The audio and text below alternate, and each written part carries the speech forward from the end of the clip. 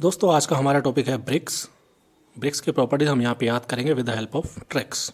तो कैसे याद करते हैं, चलिए सबसे पहले बात करते हैं प्रपोर्शन। किस मटेरियल का कितना प्रपोर्शन होता है वो हमें याद करना होता है। तो उसके लिए ट्रिक क्या है? ट्रिक है हमारी सलीम। सलीम से कैसे बनेगा देखिए, एस से बनेगा सिलिका, ए से होता है एल्यूमिना, एल से होता है लाइम, आई से होता है आयरन ऑक्साइड, एम से होता है मैग्नीशिया। तो इससे मिलता है आपका सलीम। अब इसको याद कैसे करना है, क्योंकि दो चीज़ें आती हैं, एक आता है ब्रिक, एक आता है सीमेंट, और दोनों में ही ये सारी चीज़ें जो हैं सेम, ब्रिक और सीमेंट दोनों में ही सेम इंग्रेडिएंट यूज़ किए जाते हैं। तो अब दिक्कत ये आती है इनको याद कैसे करें। तो देखिए जो सलीम है वो ब्रिक के लिए, इसको कैसे याद करोगे कि सलीम ने अनारकली को दीवार में चिनवा दिया, और दीवार किसकी बनती है? ब्रिक की बनती है। तो आप इसको ऐसे याद करिए, ठीक है, तो कन्फ्यूजन नहीं होगा। तो ये आपको याद करना है। सिलिका की बात करें तो 50 से 60% होता है, और एल्यूमिना की बात करें तो 20 से 30%, lime less than 5%। That is very important, ये बहुत इंपॉर्टेंट है, ये आपको याद रखना है।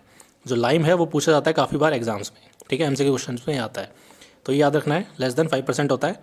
नेक्स्ट बात करते हैं आयरन ऑक्साइड की, तो 4 से 6%, और मैग्नीशिया लेस देन 1%, ठीक है, तो ये क्लियर हो गया। अब बात करते हैं एक एक फंक्शन की कि सिलिका क्या करता है, एल्यूमिना क्या करता है। तो सबसे पहले बात करते हैं सिलिका से।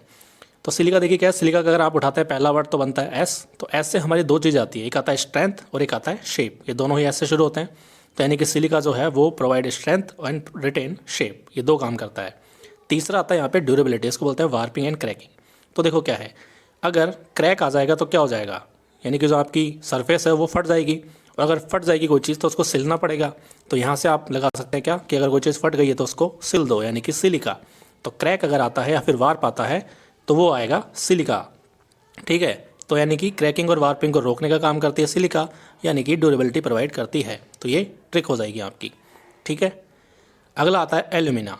तो एल्यूमिना को आप क्या करोगे याद, इसका जो फंक्शन है वो क्या है, गिव्स प्लास्टिसिटी। तो अब इससे बनाया मैंने प्लास्टिक, और प्लास्टिक को मैं बोलता हूँ आर्टिफिशियल। अगर कोई आपको फ्लावर देता है, गुलदस्ते देता है, तो वो क्या होता है, नकली होते हैं, यानी कि आर्टिफिशियल होते हैं। तो वो क्या होता है, प्लास्टिक के होते हैं। तो प्लास्टिक से याद रखोगे आर्टिफिशियल, और आर्टिफिशियल का मतलब ए, यानी कि एल्यूमिना का ए, ठीक है। तो वहाँ से सिमिलरिटी आपको मिल जाएगी। नेक्स्ट बात करते हैं लाइम। तो लाइम क्या करता है, retain shrinkage and act as a flux. तो यहाँ पे दो चीज़ आ गई है यहाँ पे। तो देखिए अगर श्रिंकेज को मैं पढ़ता हूँ शिकंजी, तो यहाँ से आपका बन जाएगा क्या, लाइम से बनेगा लेमन, और श्रिंकेज से बनेगा शिकंजी। यानी कि जो लेमन है वो क्या करता है, शिकंजी बनाता है। तो इसी तरह से लाइम जो है वो क्या करेगा, रिटेन करेगा श्रिंकेज को। क्लियर।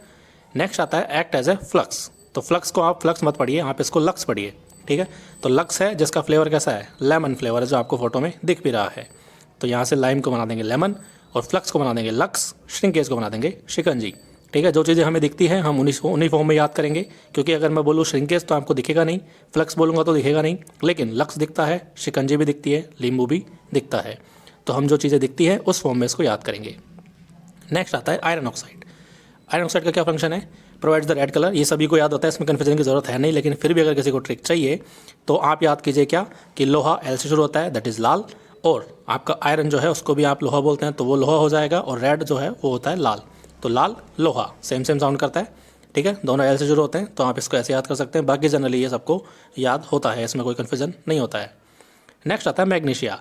अगर मैं मैग्नीशिया बोलता हूँ तो किसी को कुछ दिखाई नहीं देगा, लेकिन अगर मैं मैगी बोलूँ तो सबको दिखने लग जाता है, मैगी की इमेज दिमाग में आ जाती है, मैगी का टेस्ट भी जबान पे आ जाता है।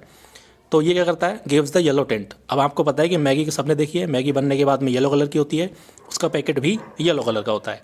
तो क्या याद किया हमने कि मैगी जो है वो येलो कलर की होती है, यानी कि मैग्नीशिया क्या देगा, येलो टेंट देगा, ठीक है। तो ये आपकी ट्रिक इस तरह से हो जाएगी। अब एक सवाल और आता है कि अगर इनमें से कोई भी इंग्रेडिएंट एक्सेस अमाउंट में हो जाए, यानी कि ज़रूरत से ज़्यादा हो जाए, तो उसका क्या लॉस होता है। अब इसको याद कैसे करेंगे, देखिए सबसे पहले बात करते हैं सिलिका। अगर सिलिका ज़्यादा अमाउंट में हो जाएगा तो वो क्या करेगा, लॉस ऑफ कोहेजन, यानी कि कोहेजन को वो ख़त्म कर देगा, यानी कि जो चिपकने की प्रॉपर्टी है ना उसको ख़त्म कर देगा। अब इसको अगर मैं शॉर्ट में याद करूँ तो बनता है LOC, और LOC मतलब लाइन ऑफ कंट्रोल, ठीक है, लाइन ऑफ कंट्रोल। तो अगर कोई आदमी लाइन ऑफ कंट्रोल को क्रॉस करता है तो उस आदमी को आप क्या कहोगे, पागल कहोगे, क्योंकि वहाँ पे क्या होगा, उसको या तो गोली मार दी जाएगी या फिर उसको पकड़ लिया जाएगा, जेल में डाल दिया जाएगा। तो कोई मूर्ख आदमी ही होगा जो LOC को क्रॉस करेगा, इसको ऐसे याद रखो। तो यानी कि मूर्ख का मतलब क्या, सिली। तो कोई सिली बंदा होगा जो LOC को क्रॉस करेगा, यानी कि loss of cohesion, simple. Next आता है एल्यूमिना। ये क्या करता है, अगर ये एक्सेस अमाउंट में हो गया तो ये करेगा क्रिएट वार्पिंग एंड क्रैकिंग, इन दोनों को क्रिएट करेगा ये। अब इसको याद कैसे करेंगे, आपकी मम्मी ने क्या बोला आपको कि भाई आलू रैप कर दो, ठीक है, इसी को इस तरह से याद रखो, आलू रैप कर दो। और रैप किस में किया है? एल्यूमिनियम की फॉइल में, जो कि आपको फोटो में दिख रहा है। तो मैंने क्या बोला? आलू रैप कर दो। तो आलू से बन जाएगा एल्यूमिना, रैप से बन जाएगा वार्पिंग, और कर से बन जाएगा क्रैकिंग। ठीक है, तो आलू रैप कर दो, इस तरह से ये याद हो जाएगा आपको। नेक्स्ट बात करते हैं लाइम। तो लाइम से देखिए क्या होता है कि अगर मैं लाइम का जो लास्ट के वर्ड उठाता हूँ तो बनता है एमी, और इसी एमी को अगर मैं आगे ले जाता हूँ तो उससे मेरा बनता है मेल्ट।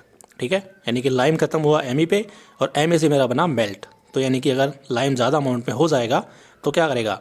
ये जो आपकी ब्रिक है उसको मेल्ट कर देगा। और मेल्ट करने का मतलब ये है कि उसका जो शेप है वो शेप एग्जैक्ट नहीं रहेगा और वो लूज़ हो जाएगा, मेल्ट हो जाएगा। ठीक है, तो आप मेल्ट याद करें, आपको दूसरा वाला अपने आप याद हो जाएगा। ठीक है, कोई चीज़ अगर मेल्ट हो रही है इसका मतलब क्या है? वो अपने शेप में नहीं रह पाएगी, राइट। तो लाइम से बनेगा क्या? मेल्ट। लाइम खत्म होता है एमी पे और मेल्ट शुरू होता है एमी से। तो ये आपको सिमिलरिटी है, एक हिंट है। नेक्स्ट आता है मैग्नीशिया। तो मैग्नीशिया क्या करता है? Decay of brick. तो ये डिके के लिए रिस्पॉन्सिबल है। अब मैग्नीशिया को मैंने क्या पढ़ा? मांगने से। मैग्नीशिया को मैंने पढ़ा मांगने से, और डिके को मैंने पढ़ा क्या? दे के। ठीक है, तो मैंने क्या बोला कि मांगने से दे के देखो, यानी कि मांगने से अच्छा क्या है कि आप किसी को दे के देखो।